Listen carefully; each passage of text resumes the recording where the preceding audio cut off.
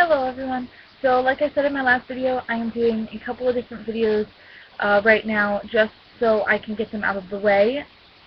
This video is going to be my review on Men Are From Mars and Women Are From Venus.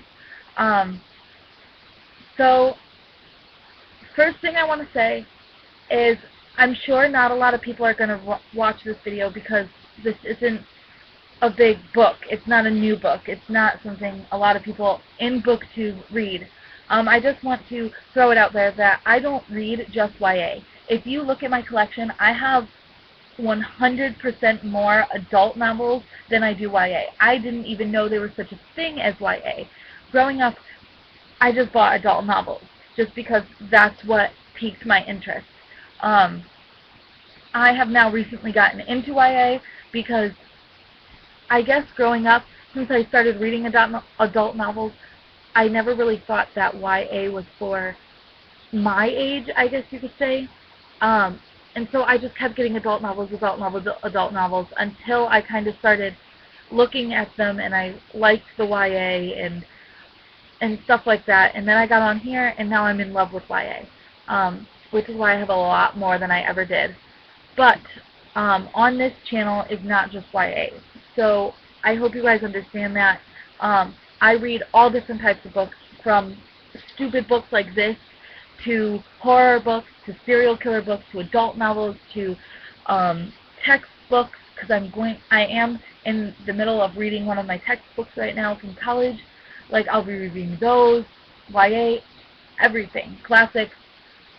I will review everything. If you want me to review something, put it down below and I will get to it. If you've seen it in a recent haul or you want me to pick it up. What else is there? I don't know. But to get on to the review. So, this book, I'll just say it was very helpful. I had always wanted to read this because I've always heard of it. Everyone always says the whole Men Are From Mars, Women Are From Venus thing. So I always wanted to read it. It seems very interesting, I guess.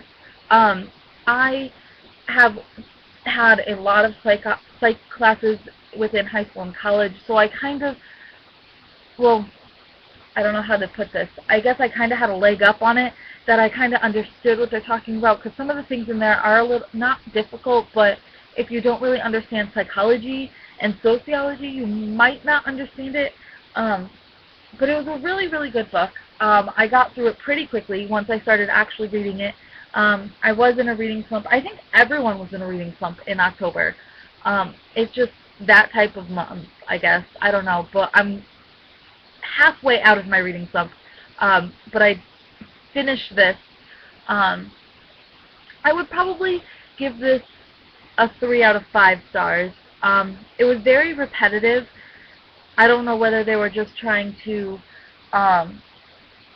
like pound it into your brain to make you realize it or what, but it was very repetitive. It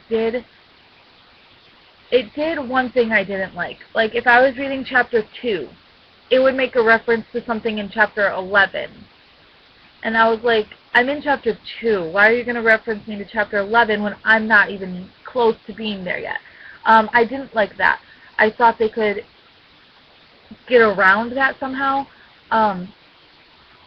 but I don't know. What else is there? Sorry, I'm a little rusty on reviews.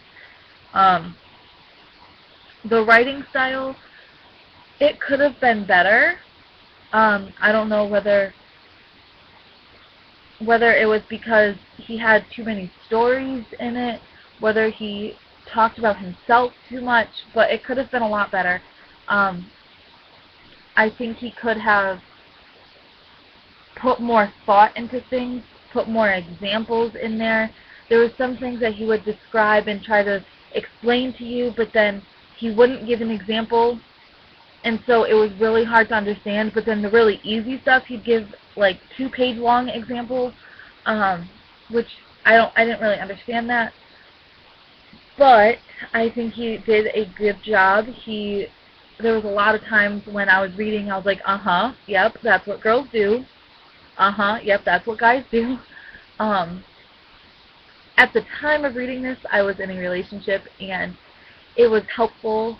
Of course, it still is helpful.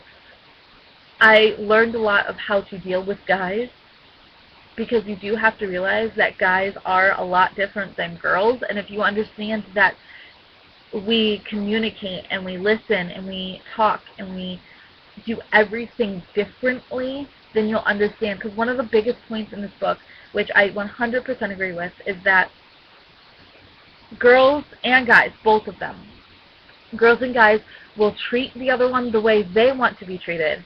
They will talk to the other one the way they want to be talked to, when you have to realize that you can't do that. Because the way girls want to be talked to, guys don't want to be talked to like that. And guys don't want to talk to girls.